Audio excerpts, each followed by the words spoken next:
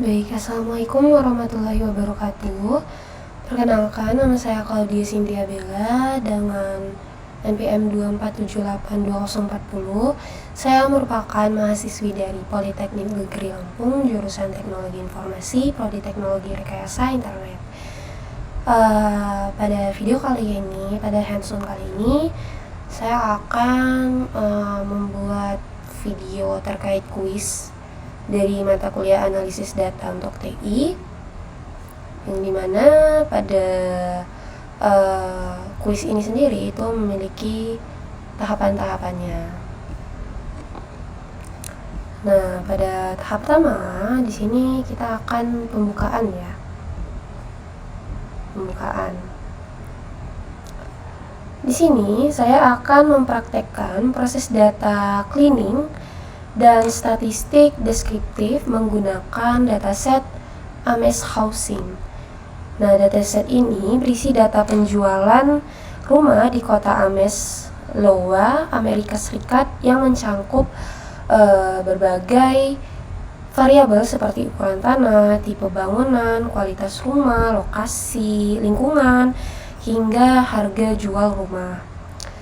Tujuan dari praktek ini adalah untuk menunjukkan tahapan dalam membersihkan data agar dataset siap digunakan, dan juga melakukan analisis statistik deskriptif untuk memahami pola umum data sebelum analisis lanjutan seperti prediksi harga rumah dilakukan.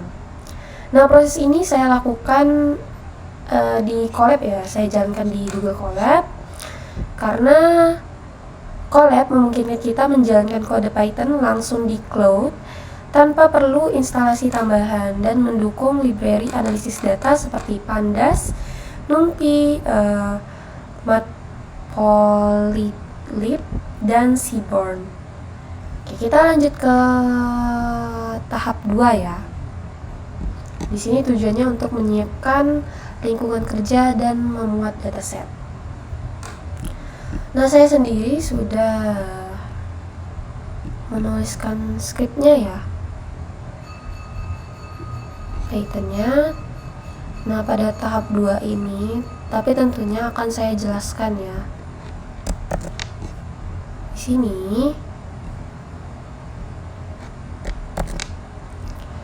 Di sini terdapat import Pandas, NumPy, Matplotlib, Seaborn, dan juga Seaborn.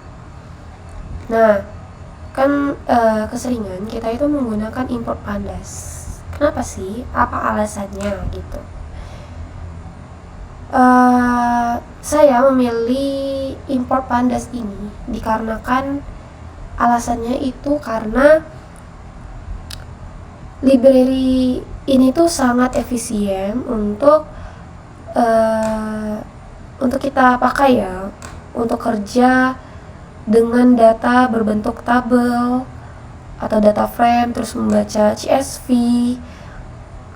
terus itu memilih kolom, lalu menangani missing value, dan menghitung statistik dasar bisa dilakukan dengan mudah ya.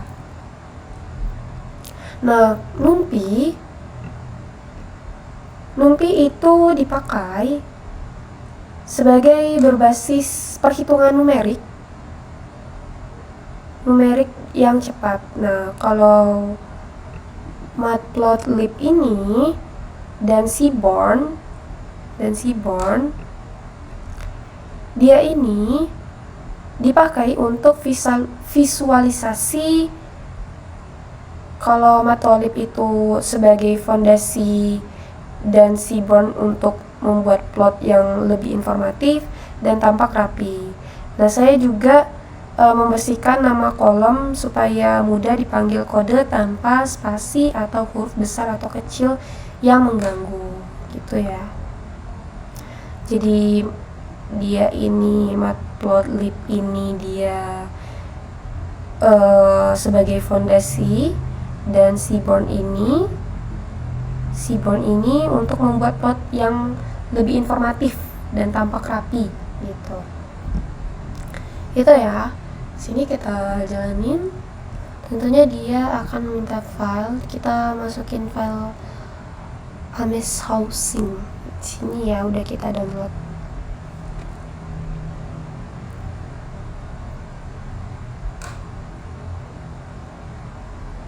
Tunggu. Nah, di sini dia udah ada hasilnya ya. Kita bisa lihat di sini terkait dari hasil ini bahwa dataset Ames Housing itu berisi 2930 baris data dari 82 kolom. Artinya ada 2930 rumah yang tercatat dengan 82 variabel atau karakteristik berbeda. Nah, beberapa kolom penting antara lain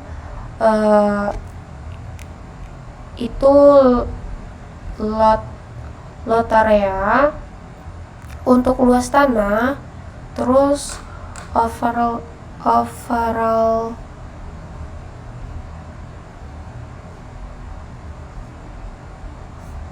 nah di sini nanti overall qual untuk kualitas rumah, dan sale price itu sebagai harga jual. Nah, data ini sudah berhasil terbaca dan siap untuk kita analisis lebih lanjut. Kita lanjut ke tahapan ketiga.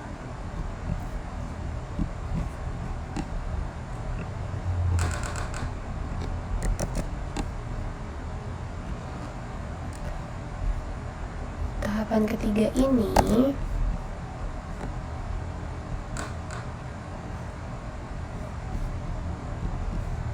di tahapan ketiga ini kita akan pemeriksaan awal data, yang dimana tujuannya memahami struktur dan tipe data.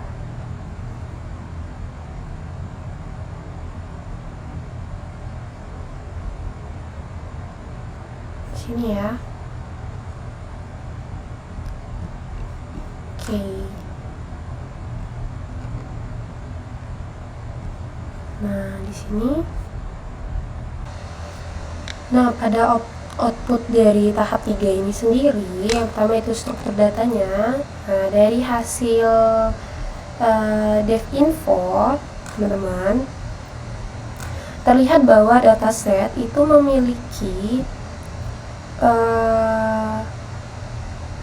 2930 baris dan 82 kolom.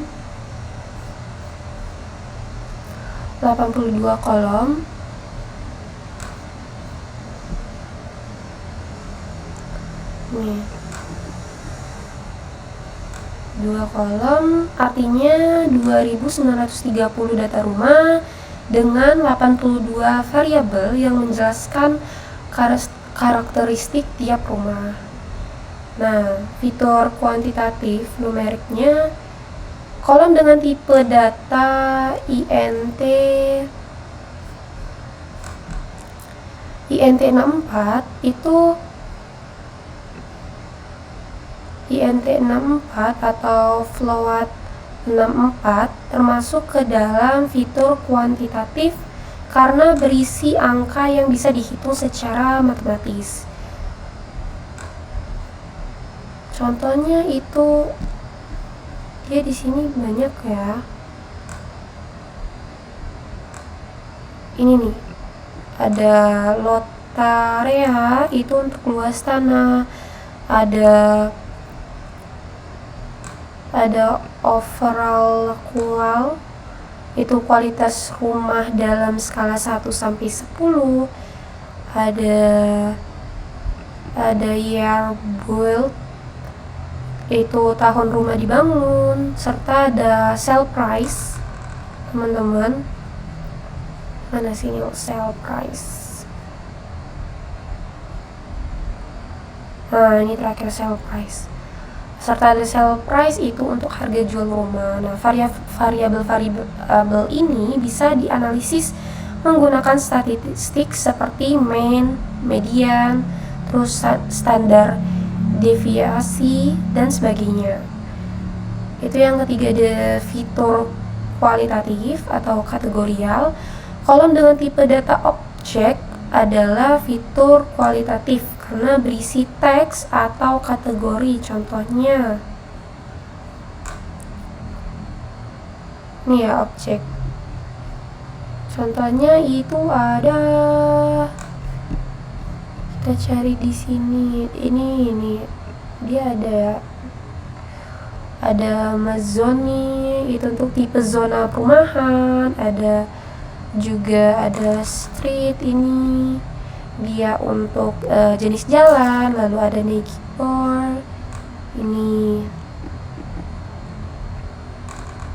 untuk lokasi rumah. Terus ada condition 1. Nah, ini untuk kondisi lingkungan sekitar. Nah, fitur seperti ini biasanya dianalisis dengan menghitung frekuensi atau presentasi kategori dominan.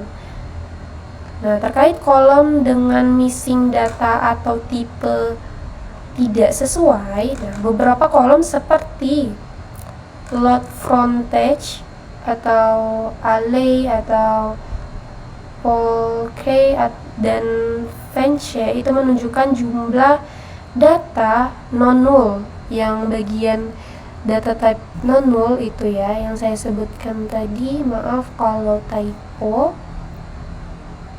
Kita lihat saja di sini yang non-null ini. Non-null. Contohnya tadi kayak lot ini nih. Kayak gini. Nah, itu dia termasuk ke tipe yang tidak sesuai ya, teman-teman.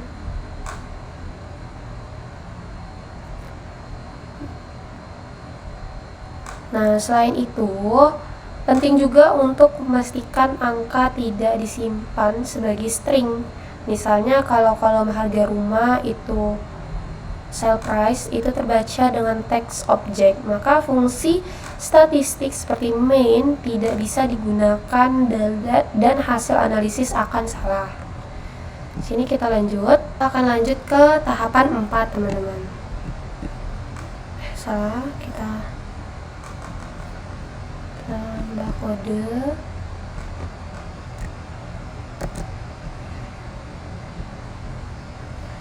Yang dimana tahapan ini kita akan cek duplikasi dan inkonsistensi ya. Tujuannya untuk memastikan tidak ada data ganda atau kategori tidak konsisten. Mana tadi ini? Nah, ini ya, ini jumlah duplikasi dalam data. Ini pastikan kategori konsisten. Sini terkait outputnya ya, teman-teman. Terkait output dari tahap 4 ini, pertama-tama saya akan menjelaskan dulu terlebih dahulu ya pada tahapan ini. Nah, duplikasi itu bisa menyebabkan bias karena data dihitung lebih dari sekali. Lalu saya lihat beberapa kolom kategorial untuk cek inkonsistensi seperti variasi penulisan atau casing, misalnya X versus X client. Jika ditemukan, kita bisa seragamkan lower case atau replace. Nah, terakhir saya lihat kolom yang memiliki missing value terbanyak agar tahu prioritas penggandaan. Nah, baru saya jelaskan terkait outputnya ya, teman-teman. Nah, di sini hasil dari duplikat ini itu jumlah duplikasi dalam data itu 0. Nah, artinya tidak ada baris data yang terduplikasi. Setiap baris itu mempresentasikan satu rumah yang unik sehingga dataset ini bersih dari duplikasi dan tidak perlu dilakukan penghapusan baris ganda. Nah, terkait kategorial tidak seragam, di sini ya teman-teman, di sini 1, 2, 3, 4, 5. Di sini saya menampilkan 5 kolom kategorial. Pertama itu ada miszoning ya, lalu ada street, lalu ada alley, ada lot shape, ada land control. Nah, untuk memeriksa apakah ada perbedaan penulisan atau kategori yang tidak seragam. Contohnya nih, kalau miszoning ini memiliki kategorial seperti RL, FRM, FV, RH, CL. Nah, terlihat sudah konsisten ya, dan tidak ada perbedaan penulisan. Semua huruf besar, tidak ada versi campuran huruf besar kecil. Lalu ada kolom street, itu berisi PEV dan GRFL. Tidak ada variasi ejaan ya. Juga sudah seragam dia ini. Ini juga ya, terkait kolom alley, dia tidak ada versi ejaan yang aneh juga. Nah, kalau lot shape dan yang ini land contour juga konsisten, hanya terdiri dari singkatan kategori yang sama formatnya. Nah, jadi kita tidak menemukan inkonsistensi ejaan dalam 5 kolom pertama yang dicek. Nah, namun tetap perlu diingat, untuk kolom lain yang belum diperiksa, kamu bisa gunakan str lower atau replace jika nanti ditemukan perbedaan penulisan, misal X dan X clean. Nah, itu terkait dari tahap 4 ya teman-teman. Kita lanjut ke tahap 5. Di sini kita akan masuk ke tahap 5, yaitu check missing value. Yang mana tujuannya itu untuk mengidentifikasi data kosong dan menjelaskan strategi penanganan. Terkait yang dijelaskan itu sesuai yang ditentukan ya. Di sini saya akan menjelaskan ini pada tahap 5. Sini kita masuk kodenya, itu sudah saya paste. Tinggal Ctrl V aja.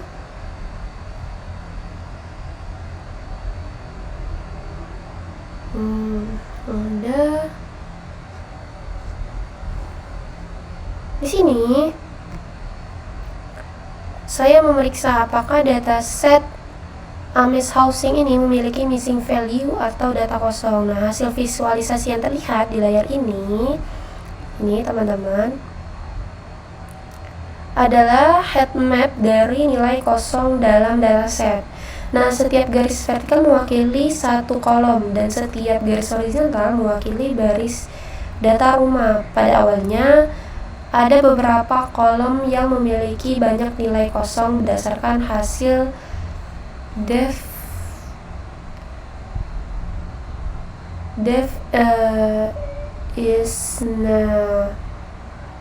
isna sum. Kolom dengan missing value terbanyak antara lain itu ada Polk dengan sekitar 2917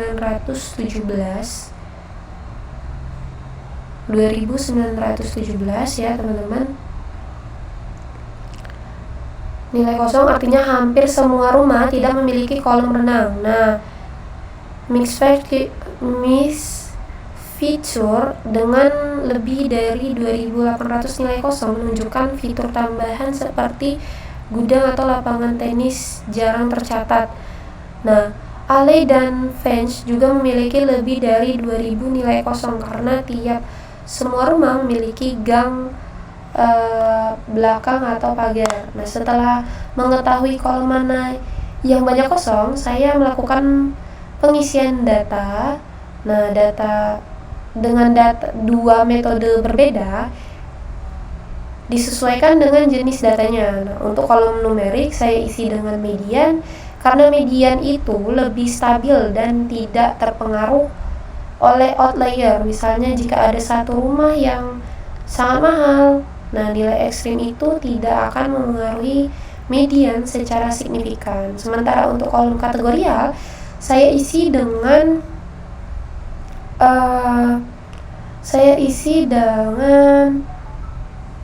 modus, yaitu nilai yang paling sering muncul. Cara ini membantu menjaga karakteristik umum dan kolom tersebut tanpa menambahkan nilai baru yang tidak ada di kategori aslinya.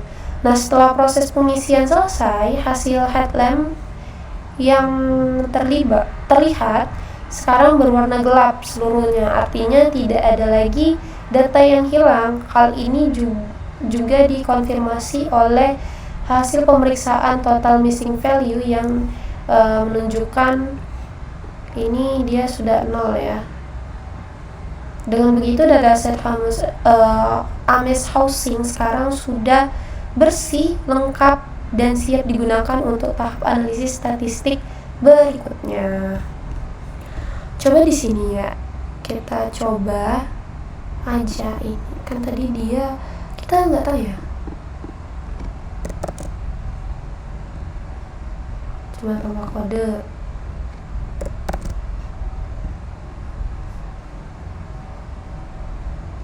Ini outputnya ini. Kalau ini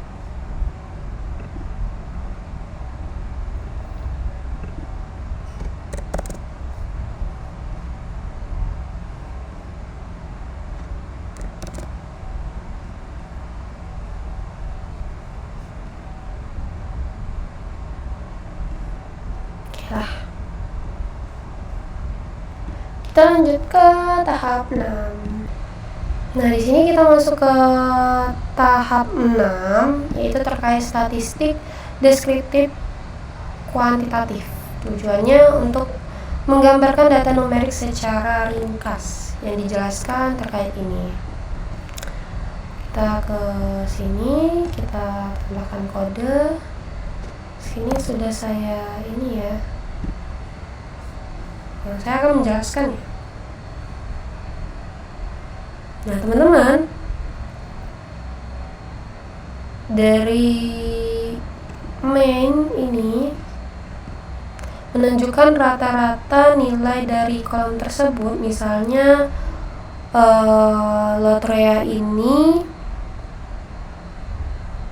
memiliki sekitar 10.147, artinya rata-rata luas tanah rumah di dataset ini adalah 10.147 kaki persegi. Nah, 50% menunjukkan 50% menunjukkan median, yaitu nilai tengah yang membagi data menjadi dua bagian sama besar. Nah, median ini berguna untuk memahami nilai umum yang mewakili data tanpa dipengaruhi oleh nilai ekstrim atau outlier. Nah, STD ini atau standard deviation menggambarkan seberapa besar penyebaran data terhadap rata-rata. Nah, semakin besar nilai STD, semakin bervariasi datanya. Nah, lalu ke CV ini adalah rasio antara standar deviasi dan rata-rata. Nah, CV digunakan untuk melihat seberapa besar tingkat variasi relatif antara data nilai CV yang kecil. Berarti data cenderung seragam, sedangkan CV yang besar menunjukkan data lebih bervariasi. Nah, EQR itu yang terakhir, EQR EQR ini menunjukkan rentan tengah data antara kuartil 25% dan 75%. Nilai ini membantu kita memahami seberapa tersebar data di bagian tengah distribusi tanpa dipengaruhi oleh nilai ekstrim.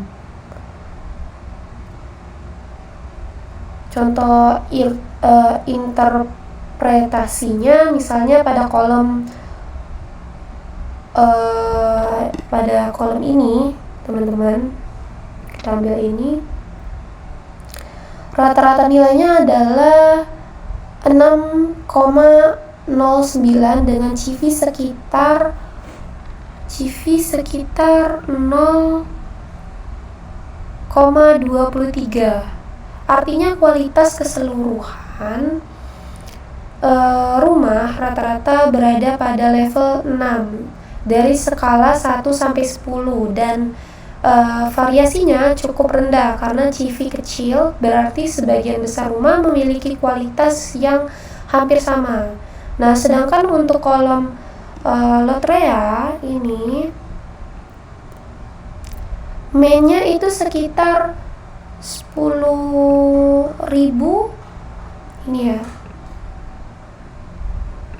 10.147, dan CV-nya itu di 0,77, menunjukkan bahwa ukuran tanah rumah bervariasi cukup besar antar properti ya, teman-teman. Nah, itu terkait dari tahap 6. Di sini teman-teman, kita akan lanjut ke tahap 7 terkait statistik deskriptif kualitatif ya. Yang dimana tujuannya sendiri itu menunjukkan distribusi kategori yang dijelaskan akan terkait ini ya. Nah, di sini kita tinggal tambah kode, kita jalanin. Nah, di sini udah ada outputnya ya.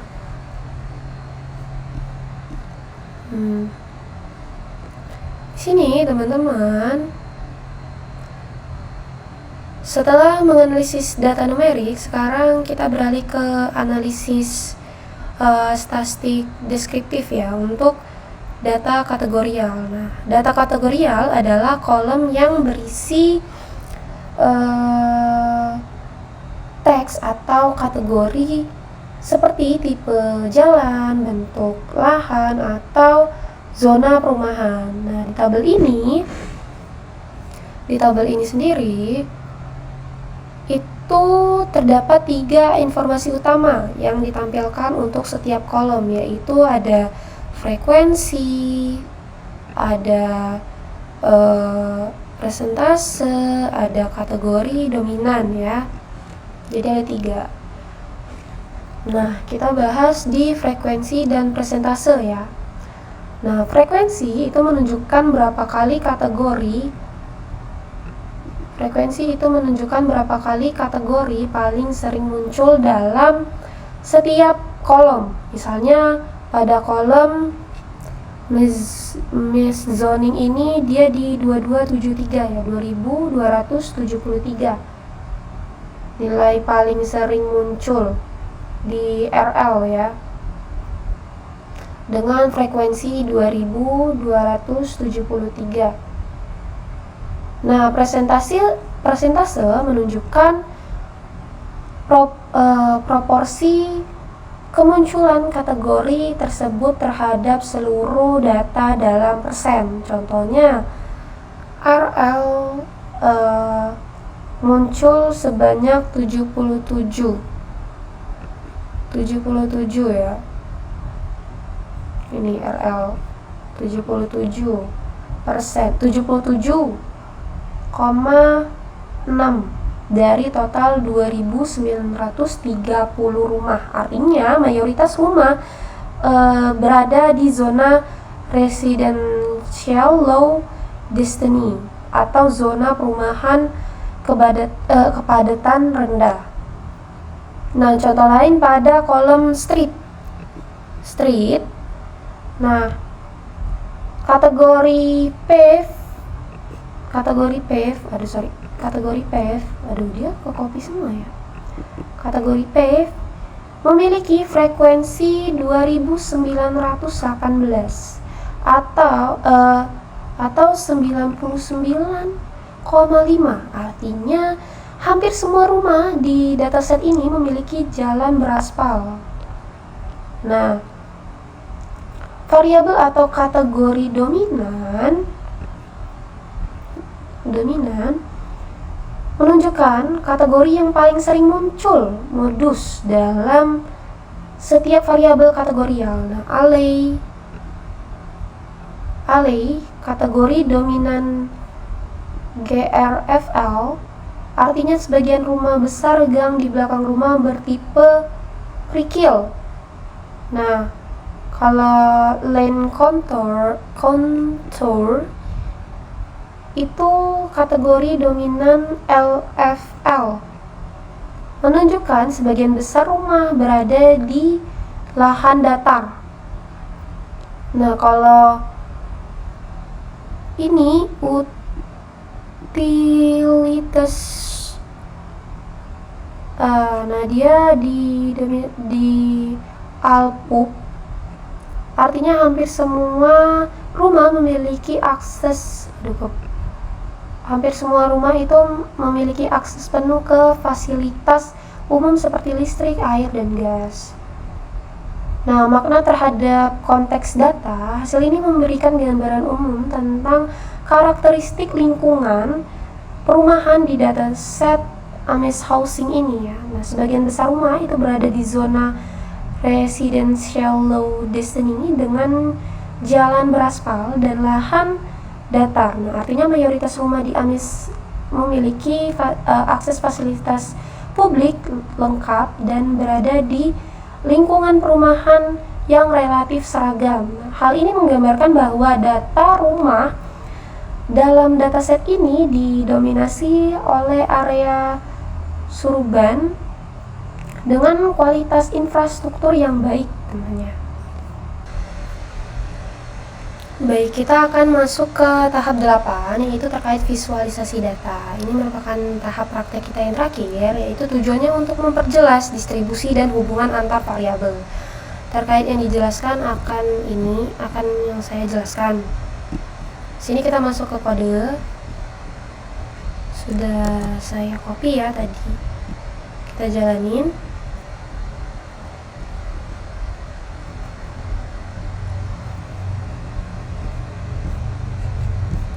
Di sini terdapat 3 ya yang akan saya jelaskan, yaitu terkait histogram, block plot, dan bar chart. Nah, teman-teman, di sini kita masuk ke histogram terlebih dahulu ya, atau distribusi harga rumah atau sale price ya. Nah, ini terkait grafiknya. Nah, grafik ini menunjukkan distribusi harga rumah di dataset Ames Housing. Itu sumbu X menunjukkan harga rumah sale price. Nah, sedangkan sumbu Y itu menunjukkan frekuensi atau jumlah rumah pada kisaran harga tertentu. Terlihat bahwa distribusi data miring ke kanan sebagian besar rumah memiliki harga di bawah 200.000,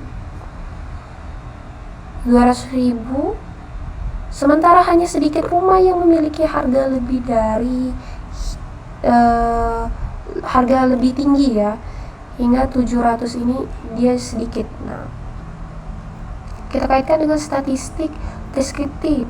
Nah, hal ini sesuai dengan hasil statistik deskriptif sebelumnya, di mana mean lebih besar dari median. Nah, menandakan distribusi data miring ke kanan, artinya ada beberapa rumah dengan harga sangat tinggi atau outlier positif yang menaikkan nilai rata-rata. Nah, terkait block plot, nah itu diagram kotak jenis grafiknya. Nah, block plot ini menggambarkan hubungan antara kualitas bangunan dan harga rumah. Terlihat jelas bahwa semakin baik kualitas rumah, semakin tinggi pula harga jualnya. Beberapa titik di atas Blogspot itu menunjukkan adanya rumah dengan harga sangat tinggi atau outlier. Ya. Nah, ini nggak usah kita bahas karena nggak ada di soal. Nah, kita masuk ke bar chart atau distribusi jual rumah per neighborhood. Nah, jenis grafiknya bar chart horizontal atau count plot. Nah, grafik batang ini menunjukkan distribusi jual rumah berdasarkan neighborhood. Terlihat bahwa area seperti Names